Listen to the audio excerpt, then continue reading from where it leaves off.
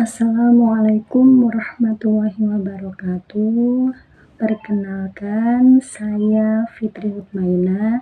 Di sini saya akan membahas mengenai seputar pembiayaan pendidikan.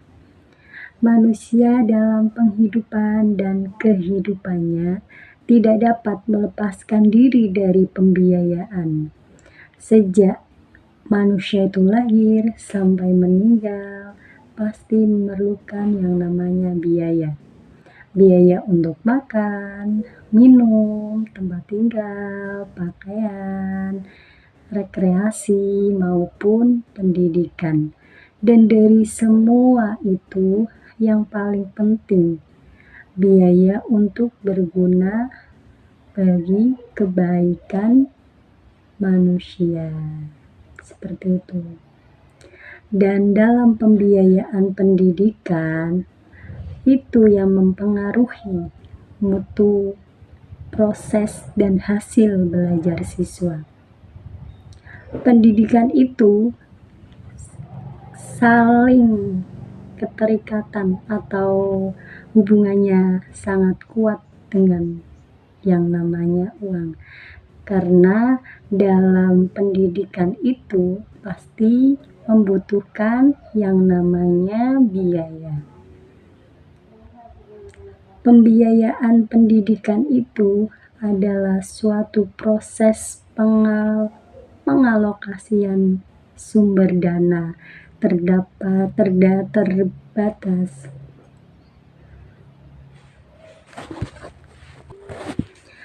Pembiayaan pendidikan adalah suatu proses pengalokasian sumber dana untuk melaksanakan pendidikan, jalur, jenis, maupun jenjang pendidikan, baik itu swasta maupun negeri, baik itu pusat atau daerah, baik itu input, hasil, maupun output pendidikan.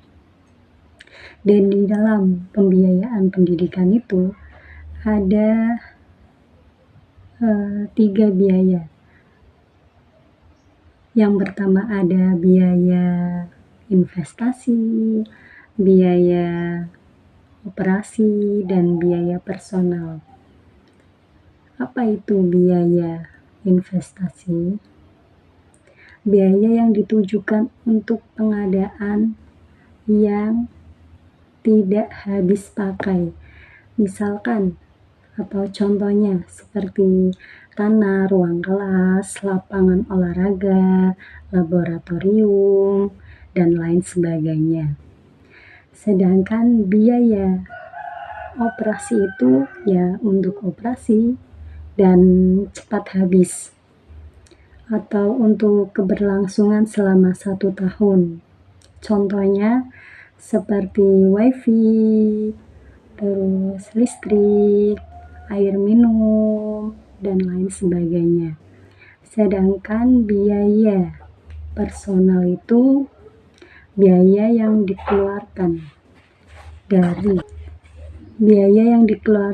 atau dari peserta didik untuk kegiatan pembelajaran seperti naik angkot, bayar SPP, bayar iuran, dan lain sebagainya. Seperti itu. Konsep pembiayaan pendidikan. Biaya dalam pendidikan meliputi biaya langsung dan tidak langsung. Biaya langsung terdiri dari biaya-biaya yang dikeluarkan untuk keperluan pelaksanaan pengajaran dan kegiatan belajar siswa.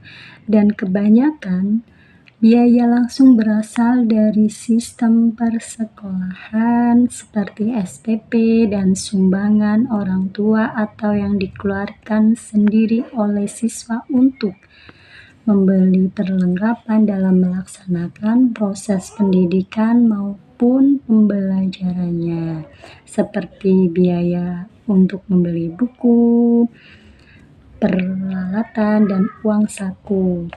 Dan adapun biaya tidak langsung berupa keuntungan yang hilang dalam bentuk kesempatan yang hilang dan dikorbankan oleh siswa selama belajar. Dan menurut Hon dalam bukunya yang berjudul Pembiayaan Pendidikan, di sini dijelaskan bahwa biaya pendidikan dapat dikategorikan sebagai berikut.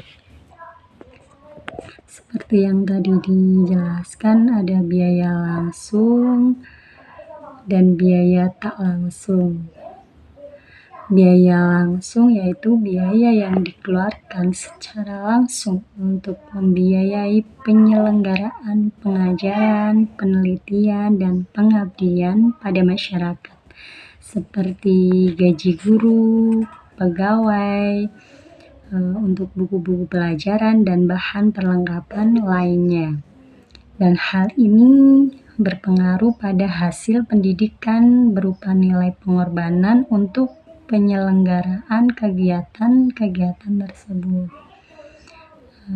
Yang selanjutnya itu biaya tak langsung atau yang disebut dengan indirect cost, yaitu meliputi hilangnya pendapatan peserta didik karena sedang mengikuti pendidikan.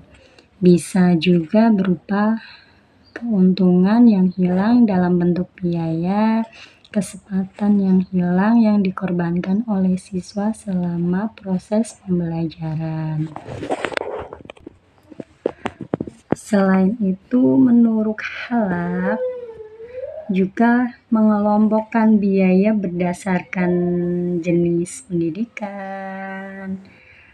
Dalam hal ini, pengeluaran dibandingkan dengan jumlah pendaftaran dan tingkat kependidikan dan jurusan, tujuan, serta sifat pengeluaran dalam pembiayaan. Biaya pendidikan bukan hanya berbentuk uang atau rupiah, tetapi juga dalam bentuk biaya kesempatan. Biaya kesempatan yang hilang yaitu potensi pendapatan bagi seorang siswa selama ia mengikuti pelajaran atau menyelesaikan studi atau proses belajarnya. Biaya kesempatan yang hilang itu terfokus pada pendapatan yang hilang oleh siswa karena sekolah, pembebasan pajak yang secara umum dinikmati oleh lembaga, dan biaya yang berkenaan dengan penyusutan dan bunga bank, diantaranya bangunan dan perlengkapan. Dalam pendekatan makro juga terdapat karakteristik pendidikan yang mempengaruhi biaya. Yang pertama ada skala gaji guru dan jam saat mengajar. Yang kedua penataran dan latihan. Yang ketiga ada pengelompokan siswa di sekolah dan di dalam kelas. Yang keempat ada sistem evaluasi atau penilaian. Dan yang terakhir ada supervisi pendidikan. Assalamualaikum warahmatullahi wabarakatuh. Perkenalkan, saya Fitri Hutmaina. Di sini saya akan membahas mengenai seputar pembiayaan pendidikan. Manusia dalam penghidupan dan kehidupannya tidak dapat melepaskan diri dari pembiayaan. Sejak manusia itu lahir sampai meninggal, pasti memerlukan yang namanya biaya. Biaya untuk makan, minum, tempat tinggal, pakaian, rekreasi, maupun pendidikan. Dan dari semua itu, yang paling penting, biaya untuk berguna bagi kebaikan manusia. Seperti itu. Dan dalam pembiayaan pendidikan, itu yang mempengaruhi mutu, proses, dan hasil belajar siswa. Pendidikan itu saling keterikatan atau hubungannya sangat kuat dengan yang namanya uang. Karena dalam pendidikan itu pasti membutuhkan yang namanya biaya. Pembiayaan pendidikan itu adalah suatu proses pengalokasian sumber dana terbatas.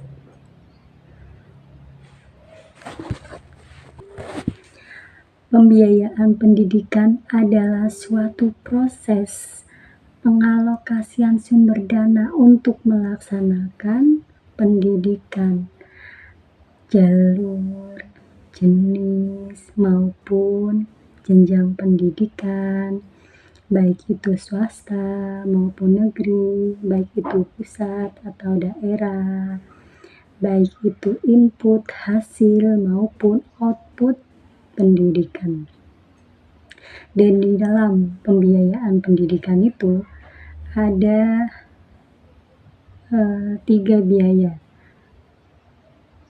Yang pertama ada biaya investasi, biaya operasi, dan biaya personal.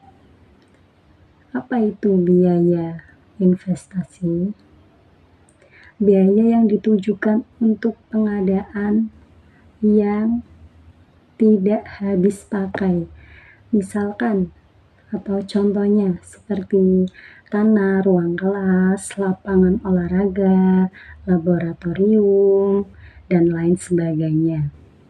Sedangkan biaya operasi itu ya untuk operasi dan cepat habis, atau untuk keberlangsungan selama 1 tahun. Contohnya seperti wifi, terus listrik, air minum, dan lain sebagainya. Sedangkan biaya personal itu biaya yang dikeluarkan atau dari peserta didik untuk kegiatan pembelajaran seperti naik angkot, bayar SPP, bayar iuran, dan lain sebagainya. Seperti itu ya.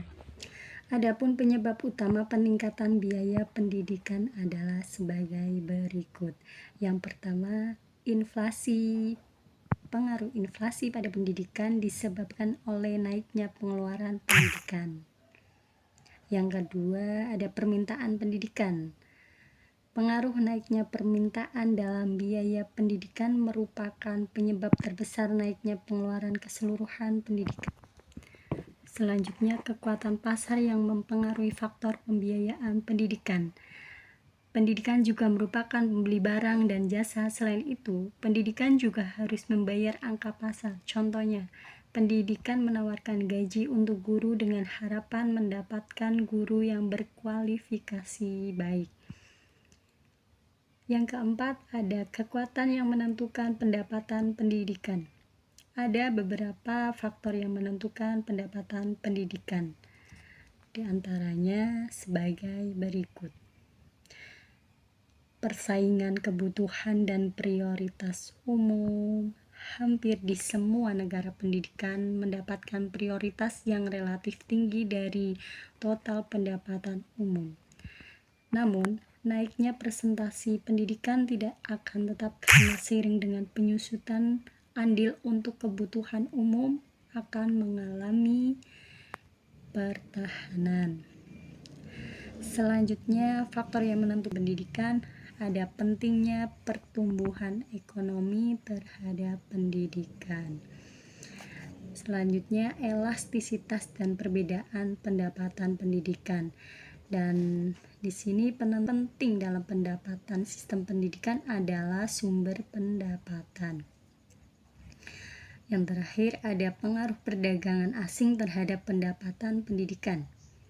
Rapuhnya sistem pendidikan di negara berkembang karena kemakmuran ekonomi dan pendapatan umumnya bergantung pada ekspor material yang dalam hal tersebut hanya menopang pendapatan dan tenaga kerja domestik. Dalam hal ini, ekspor material dalam jangka panjang memperburuk perdagangan. Apa yang mereka bayarkan untuk membeli barang industri meningkat dibandingkan apa yang mereka terima dari ekspor mereka. Hal ini mengurangi kekuatan pembelinya. Sekian dari saya, mohon maaf apabila ada kesalahan dan kekurangan. Wassalamualaikum warahmatullahi wabarakatuh.